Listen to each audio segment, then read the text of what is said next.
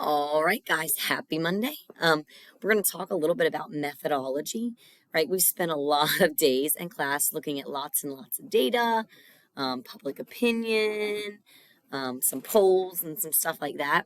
So I think that it's important that we take a little bit of time to kind of look at this scientific practice, right? One of the things that political scientists do is collect, gather, and analyze data. So with that, I want you to take a minute. You can pause the video if you want to. And I want you to jot down what are some ways that the government knows about the ideology and opinion of the public. Okay, so go ahead, pause, jot a few things down, and then you can restart the video.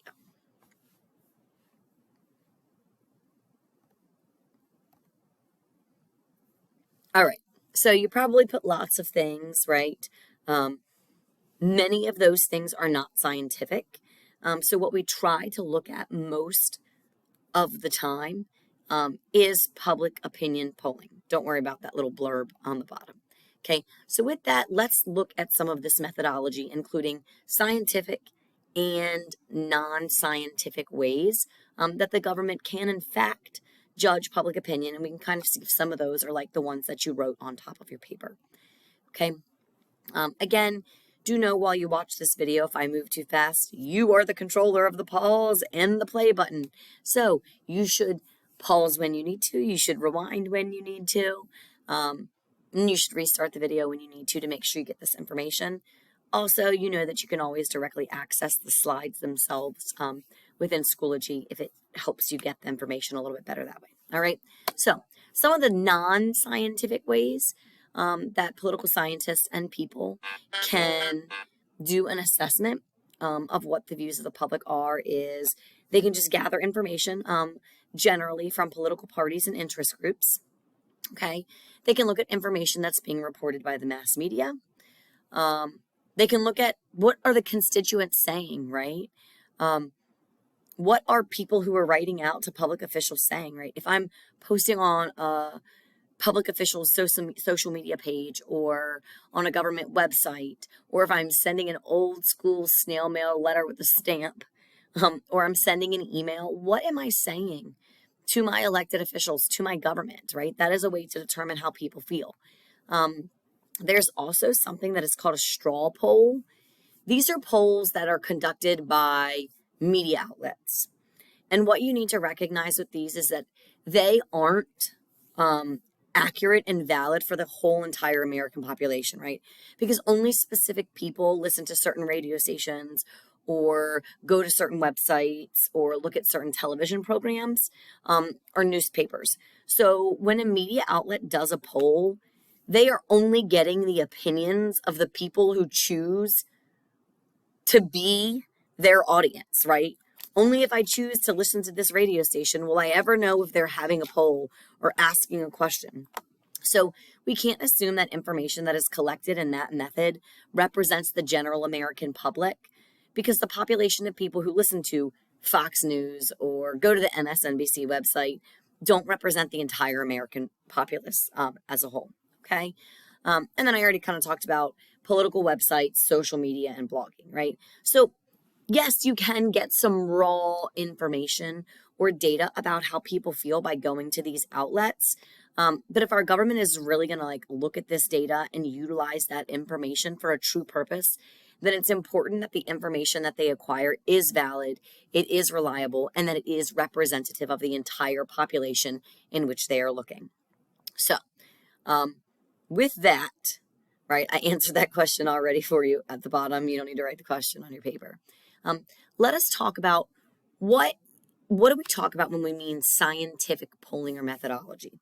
So with this, the most important component of scientific polling and methodology is to ensure that the samples are representative, right? You cannot poll the entire American population, right? You cannot assume that billions and billions of people are going to answer a poll. And so you will never know what every single person in the country thinks and be able to add all of that together. So instead, what political scientists or researchers have to do is they have to take a small chunk of the population and they use that small chunk and then they assume what that means about the larger whole. Typically, the process that in which they use this is called random sampling. Random sampling is when every single person in a population has an equal chance of being picked. Every person in a population has an equal shot at answering a question, right? Or being in a survey in that regard. Typically, the method that they use is called random digit dialing. So they have access to all of the regular phone numbers, like landlines, as well as cell phones. And literally, a computer system just randomly populates and pulls out phone numbers for them to call, right? Random sampling is the best way to ensure that you get an actual representative sample or a sample that mirrors the makeup or the demographics of the American population. All right, so with that, the way that my recording system works, I can't just play this video for you directly. So within this assignment, the next video that you see is going to be this video from the Pew Research Center. It's going to talk a little bit more about random sampling. If you think you need to write down some of the details in that, that would be an awesome thing for you to do. A quick note, I use a lot of stuff from Pew Research Center because they follow scientific methodology. They are transparent. You can pull up how they conducted their poll, what types of people were in their survey, what types of question they asked, how they administered it, and they always report their margin of error. The margin of error is determined on this idea that obviously your sample might not 100% represent what the entire population thinks. And so there's a specific data formula that they use to process and determine, okay, what is the error in this? Obviously, the smaller error, the best.